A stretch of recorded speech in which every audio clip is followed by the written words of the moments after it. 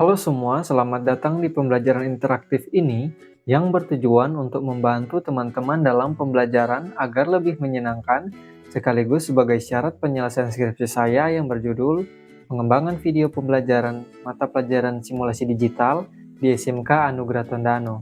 Bagaimana kabar kalian hari ini? Sehat? Coba tanyakan sama teman sebelahmu, apa kamu sehat? Semoga semuanya sehat ya. Jika tidak, segera melapor sama guru. Baiklah, pada pertemuan pertama kali ini, terlebih dahulu kita perlu tahu kompetensi inti dan kompetensi dasar dalam pembelajaran, yang isinya demikian. Kompetensi inti.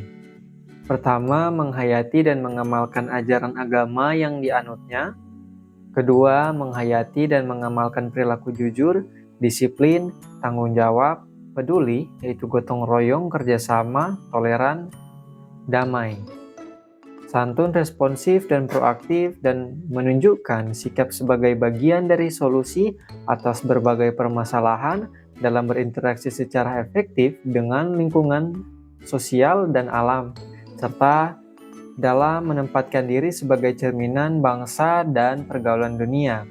Ketiga, memahami, menerapkan dan menganalisis pengetahuan faktual, konseptual, dan prosedural berdasarkan rasa ingin tahunya tentang ilmu pengetahuan, teknologi, seni, budaya, dan humaniora dalam wawasan kemanusiaan, kebangsaan, kenegaraan, dan peradaban terkait penyebab fenomena dan kejadian dalam bidang kerja yang spesifik untuk memecahkan masalah. Keempat, mengelola, menalar, dan menyaji dalam ranah konkret dan ranah abstrak terkait dengan pengembangan diri yang dipelajarinya di sekolah secara mandiri dan mampu melaksanakan tugas spesifik di bawah pengawasan langsung. Kompetensi dasar.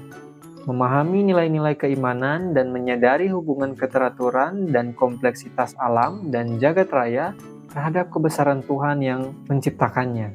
Kedua, mengamalkan nilai-nilai keimanan sesuai dengan ajaran agama dalam kehidupan sehari-hari. Ketiga, menunjukkan perilaku ilmiah, memiliki rasa ingin tahu, objektif, jujur, teliti, cermat, tekun, hati-hati, bertanggung jawab, terbuka, kritis, kreatif, inovatif, dan peduli lingkungan dalam aktivitas sehari-hari sebagai wujud implementasi sikap dalam melakukan percobaan dan berdiskusi. Keempat, menghargai kerja individu dan kelompok dalam aktivitas sehari-hari sebagai wujud implementasi melaksanakan percobaan dan melaporkan hasil percobaan. Kelima, memahami simulasi visual. Keenam, menyajikan hasil pemahaman tentang simulasi visual. Seperti itulah. Nah, pada pertemuan kita kali ini, kita akan mempelajari mengenai simulasi visual. Di sini ada yang tahu mengenai simulasi visual ada berapa? Cobalah untuk saling berdiskusi dengan teman sebelahmu. Sambil mencari tahu, mari kita lihat video berikut ini.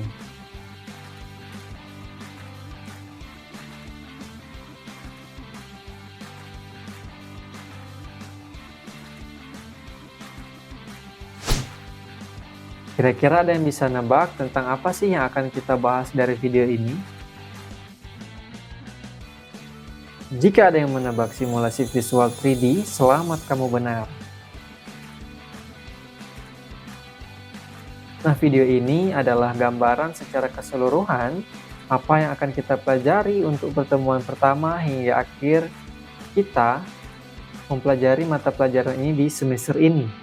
Diharapkan teman-teman bisa memahami materi yang akan saya bawakan ke depannya. Semangat! 2-3 orang berenang, mari torang bersenang-senang.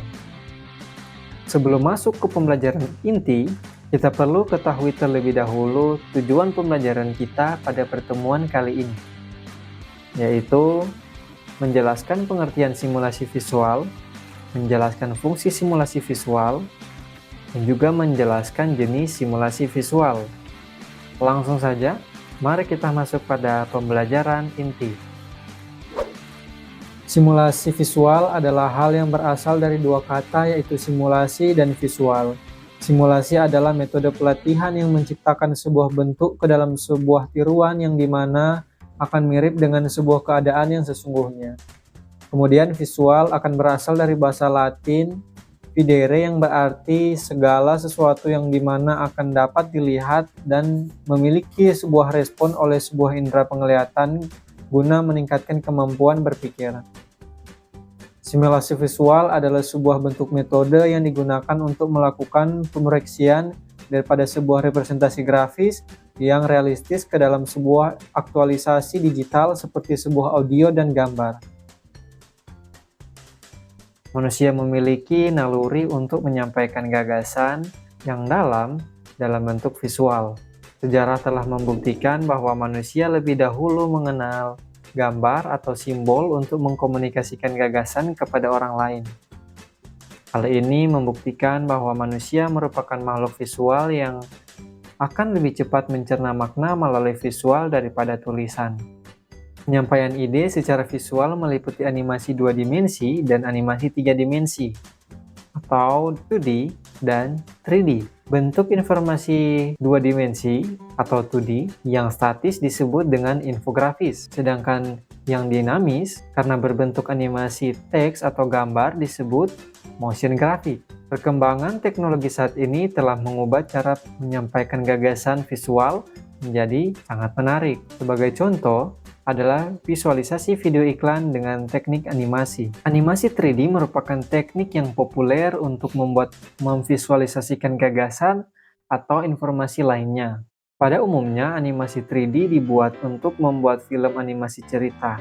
Dalam kaitannya dengan simulasi visual pada mata pelajaran simulasi digital, animasi 3D difokuskan pada visualisasi objek. Ini adalah hasil cuplikan gambar dari contoh video simulasi visual tentang visualisasi pemijahan ikan gurami. Video tersebut mampu memvisualkan kehidupan ikan di dalam air sehingga terlihat nyata.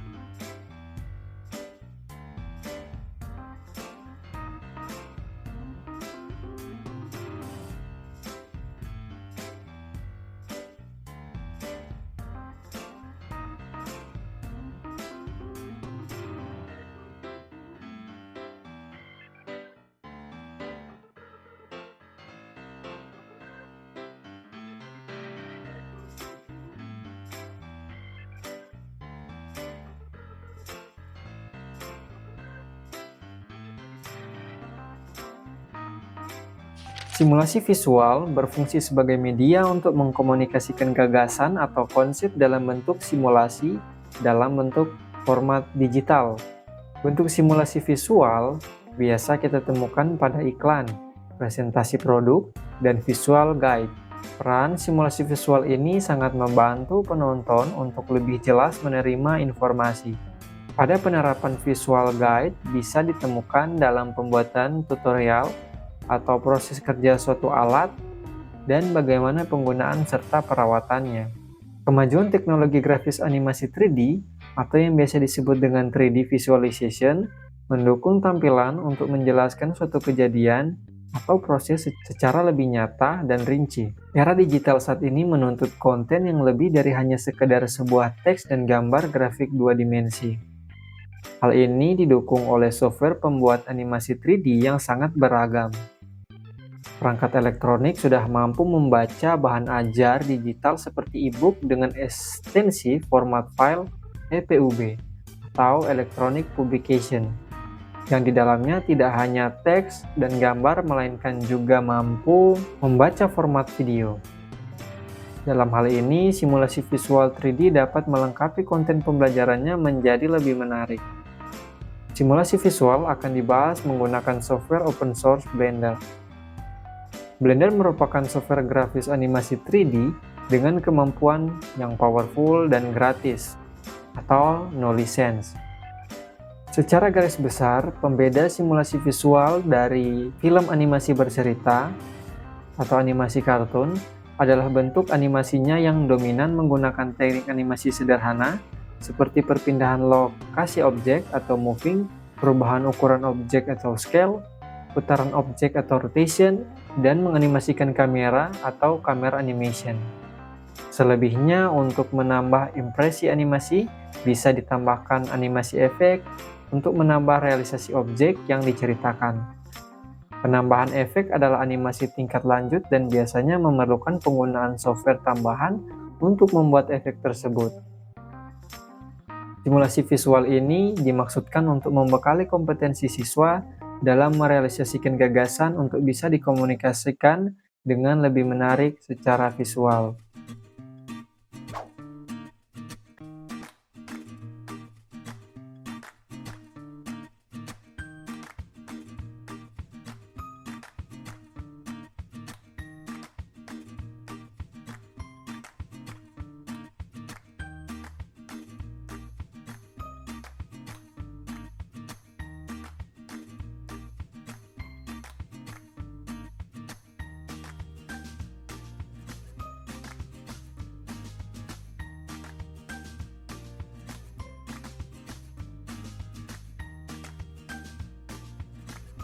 Sampai di sini sudah paham?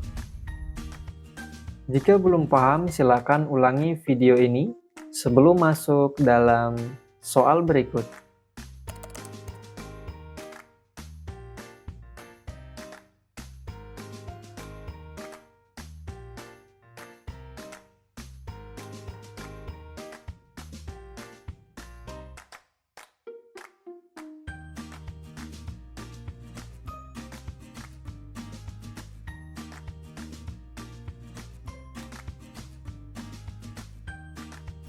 Terima kasih kepada teman-teman yang boleh hadir di tempat ini dan belajar bersama-sama. Saya harap ke depannya teman-teman bisa lebih memperhatikan dan lebih baik lagi dalam belajar. Sekian dulu pembelajaran kita pada hari ini. Terima kasih semua dan sampai jumpa lagi di pembelajaran selanjutnya.